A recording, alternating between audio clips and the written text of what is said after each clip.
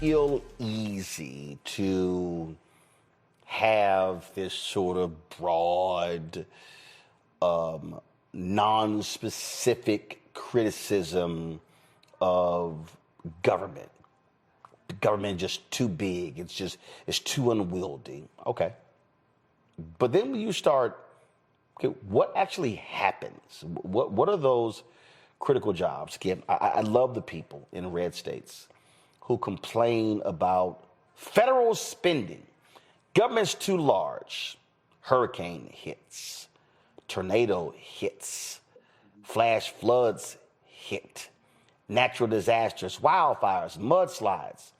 And it's amazing how the most libertarian, we spend too much, government's too big people. Where's the government? Where's the president? Where was Biden? Where is Harris? Why are they helping us? Well, hold up. I thought y'all were all about your own. I thought government was too big. Now, all of a sudden, now you begging for God. I'll say it again. Folk are going to hate things until they need it. Yeah, that's sad, man. That's the truth. And I feel like I'm a little bit concerned, though, because I feel what you're saying, but I'm hoping that there can be a break before people lose everything, because once they lose everything, that's just going to lead towards some type of violent outburst towards our own communities. And so I'm hoping that in some way, shape, or form, there can be like a pre-lose everything moment where people say, yo, I got to vote for the Democrat. I got to do something. Because you see all of these town hall meetings. No, I'm a Congo. No? No, I'm a Congo. No, I hear your point, and I know it's what we want, but it can't be a little pain.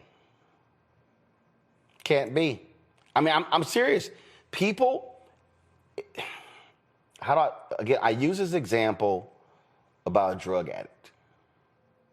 You can sit here and warn your cousin, warn your uncle, warn your brother, warn your sister, and they're going to keep doing it like, yo, you're going to go to jail, boom, this going to happen, this going to happen, and you keep wanting, you save them, you try to help them out, and then you have to reach a point where you say, you're going to have to go to prison.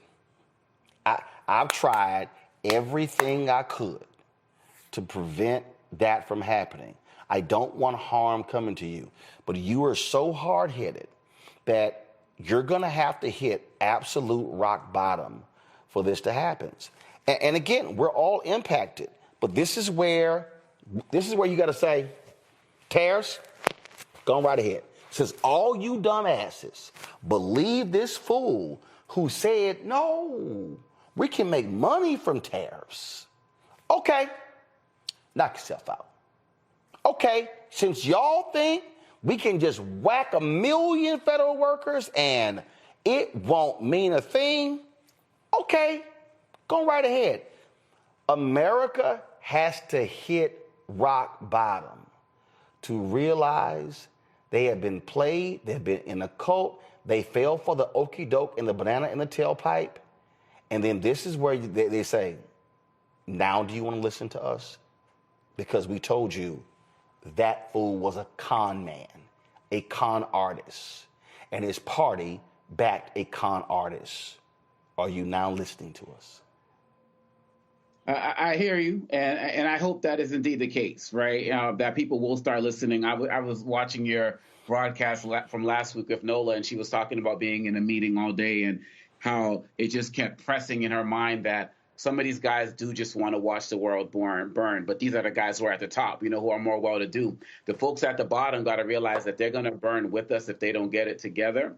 And really, at the end of the day, I hope that when they hit that rock bottom, that they do understand that there is a group of people, there's party, who they've been called, woke and leftists and Marxists and all of that socialist stuff. All of the policies they're fighting for are the policies you're losing right now. I remember you played that farmer last week who was fighting. He was like, I voted for Trump, blah, blah, blah. And, the policy with the Infrastructure Act that he was getting benefits from, Biden and Kamala Harris ushered in. People have to start making that connection. And the last thing I'll say, Roland, is that we need to continue to build this media platform and others, because these guys who are on the conservative and MAGA, someone did a survey on NBC, I was listening, and they said there's about 600 1,000 of them who are subscribed to these different social media posts, but like 70,000 in the liberal spaces. But even with that, we still had a close election. And so we have to keep targeting them with real information to challenge their misinformation and disinformation. And I'm sure we're going to be able to be prevailing in the midterms if we can break their ecosystem as they continue to fall towards rock bottom. Because if we don't break the ecosystem, Trump's just going to come in with some type of check or like he did with the farmers before, and they're going to say, he's our savior. I'm still riding with Trump. And we got to make sure that doesn't happen.